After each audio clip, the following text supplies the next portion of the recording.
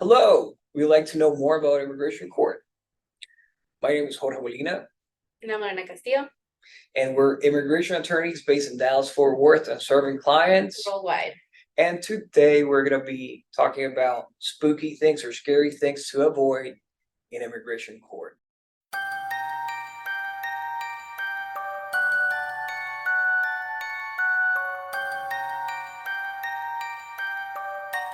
Well, we just started October, and in honor of Halloween, we're having this spooky or scary things to avoid special regarding immigration court.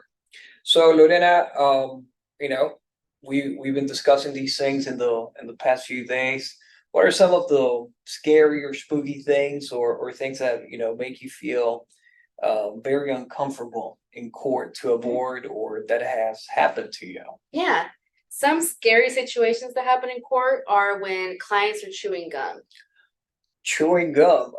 Do you have any examples of a situation where someone was chewing gum?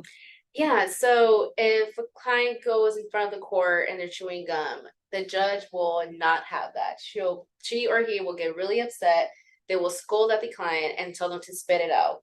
There's even signs in front of the courtroom that says no drinks and no food. That also includes gum. You have to respect the courthouse. You can't go inside the court and chew gum. That's just not respectful and that doesn't look good on your behalf. Okay, so no. Have you seen a judge scolding someone or hearing that? Not in person, but it was virtually. So back when attorneys were on WebEx, I was in WebEx and I could just hear the judge just yelling at the client, telling them to spit the gum out, and that's not that we're supposed to do that. And it was just scary for me, and I wasn't even in front of the judge at the moment. I was just through a screen. Yes, and no, and can you imagine, being in a video conference and you just hear the smacking. So don't chew gum. Anything else? Yeah, another thing is don't be late, especially if your attorney's there at the courthouse.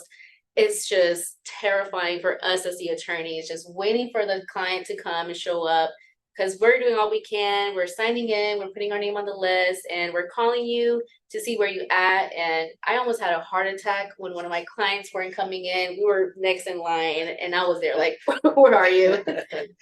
Okay, so don't be late. Don't make your attorney look bad. Any final thoughts?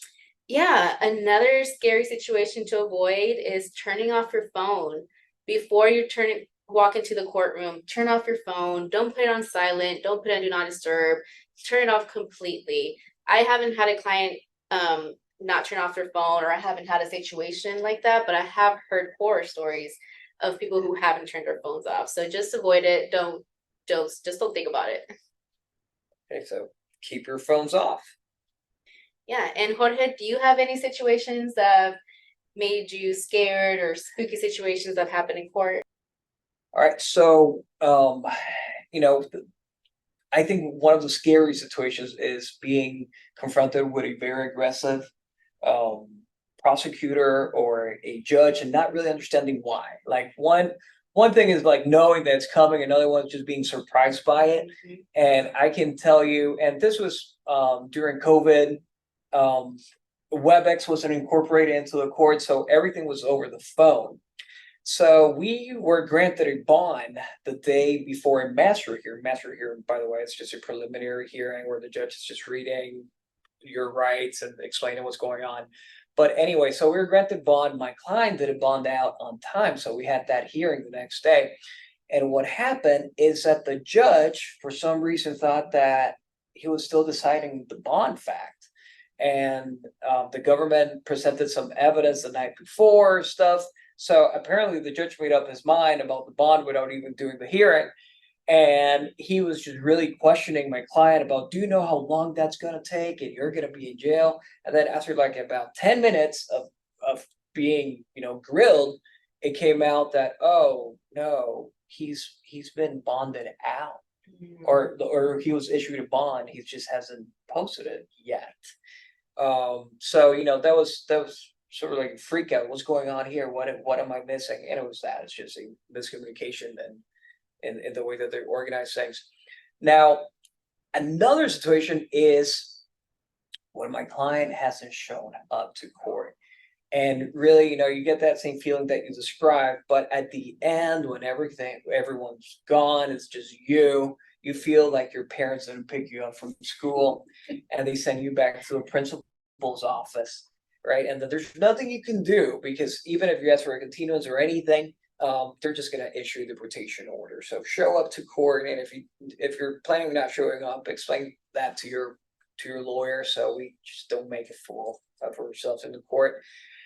And then here's another easy one that I had a very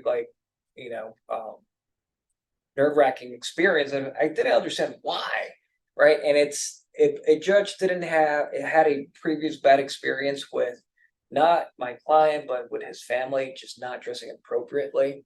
And apparently they just didn't understand what the judge meant by dressing appropriately, because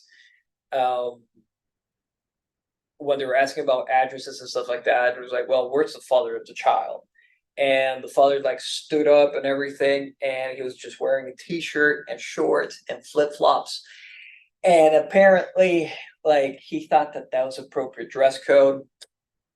So until that moment, I didn't realize why the judge was grilling me, or just seemed very irritated. And then I just figured, okay, is what this guy is wearing, right?